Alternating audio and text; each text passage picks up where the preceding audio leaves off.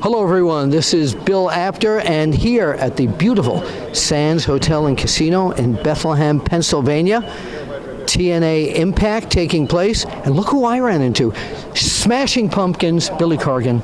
Welcome to the Apter Chat. I can't believe I'm standing here talking to you. I can't believe I'm standing here talking to you. Amazing. Wow. Well, so tell us about your involvement with the company. Rumors are, of course, that you own the company, lock, stock, and barrel. Let's take those rumors and open that up. Well, the best one was when people then subsequently wrote that I couldn't afford to buy the company, which, of course, is not true. I work heel, but no.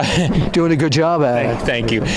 No, I've been with the company now for about 9 months on the creative side, and my roots with the company go way back, even when they were running the building in Nashville. What was that place called? The Asylum. The Asylum, yes. Yes, the Fairground Asylum. I've been in one for many years, as you people know. But. So my roots go way back to the very early days of Jeff owning the company, just being around and getting to know people, and even helping it a couple times make some calls on the company's behalf, just try to hook people up in the entertainment world. So, but I came on an official capacity about 9 months ago. So your fandom in the wrestling business, when did it start? As a kid, I grew up AWA. As you know, Bob Luce was the main man in the Chicago days that I was growing. Bob used to send us pictures actually to the magazines. Oh, fantastic! And I should tell you, because I worked out a deal where I acquired from the Luce family all of Bob's wrestling archives. You own that? Yeah. Wow. Yeah. So I have all his photos from when he shot for Fred Kohler. Before he was a promoter. I have about 9,000 negatives, which I'm figuring out how to publish at some point. I have incredible shots of early days of the Sheik and Dick the Bruiser. No, we're talking the original Sheik, not the Iron Sheik. Yes, the original Sheik, although my love for the Iron Sheik runs deep. Cheeky baby.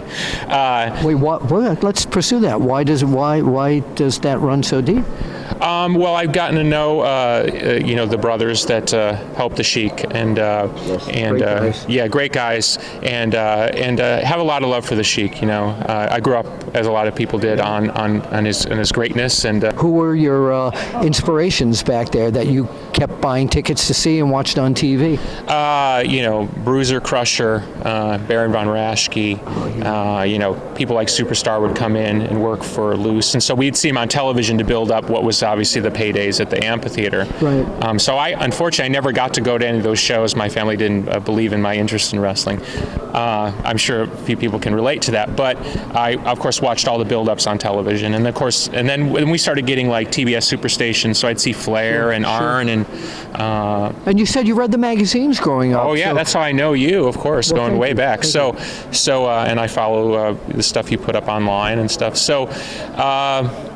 So my interest runs from when I was a child, and at some point I thought, it's for kids, and I'm not into wrestling anymore, and I got all weird and grew my hair all dark and black. When I had hair, and look who he's talking to here, sir. Mr. Comb-Over. No comb-over. Oh, I like that. I'm not going to do that, by the way, but go ahead. We got to get you to go all Stone Cold Willie, huh? No, go ahead.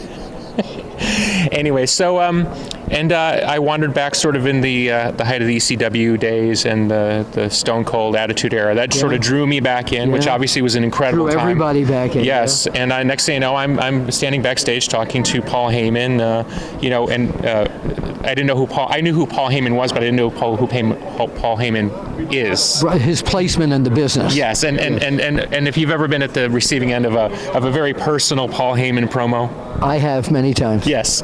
So I found myself charmed by it all and made friends in the business. And over time, they, to use the term, smartened me up to the business. And I started to learn and became very fascinated about how the business works, and actually found I was really, really interested in the inner workings of a wrestling company. And so over time, I just wound my way into it as a business, which is very strange. I never would have guessed it. Well, I was going to say, how did you actually wind up here at TNA? It was actually John Gaburik's idea to hire me, and I really appreciate that. I've been friends with Dixie for years, and of course she approved of it.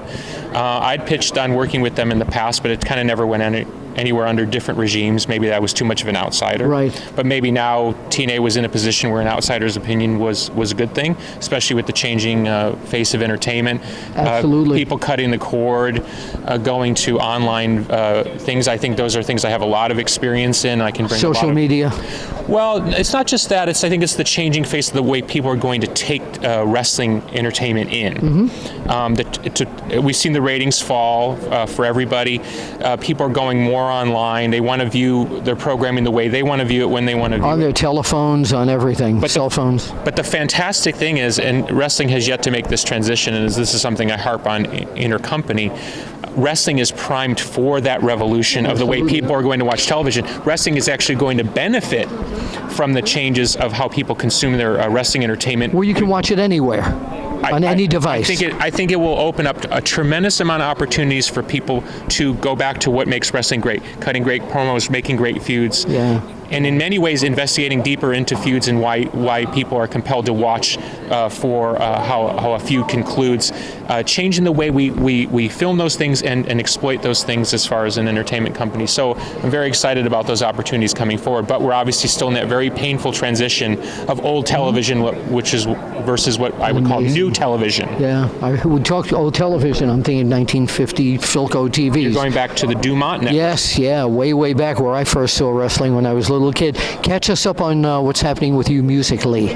I'm in a little bit of a hiatus, but I got a lot of plans, touring plans and stuff. So that's really, I've even had times where I've had to fly in off a tour to come work here and then go right back on tour and stuff like that. Now, So you do know I did I sent you a tape of me rapping, trying to maybe become your opening act. Have you had a chance to watch the video yet? I have not seen the video, but now is a perfect opportunity for you to audition for me if you'd like to audition. I do need an opening act. Well, if you go to YouTube, put in Bill Apter raps Moon River. Does anyone have I need a hat, wait a minute. There's one laying right here. What would you like to hear me rap? I'm a big fan of Summertime or My Blue Heaven, if you know those. So which Summertime? Gershwin. Like summertime and the living is easy. Fish are swimming, all right? That's it. Cotton this high. No, I work alone, all right? Billy, thank you so much for being here on the Apter Chat. Pleasure and honor. My pleasure, and let's point out to everyone, say we'll see you at the matches. And of course, now that we know that wrestling is a worked business, we can. Wait. Oh, no one told you? Is wrestling fixed? No. No. Hold on a minute. Shameless plug. Is wrestling fixed? Read that second line. I didn't know it was broken. Thank you. He got it right from the book.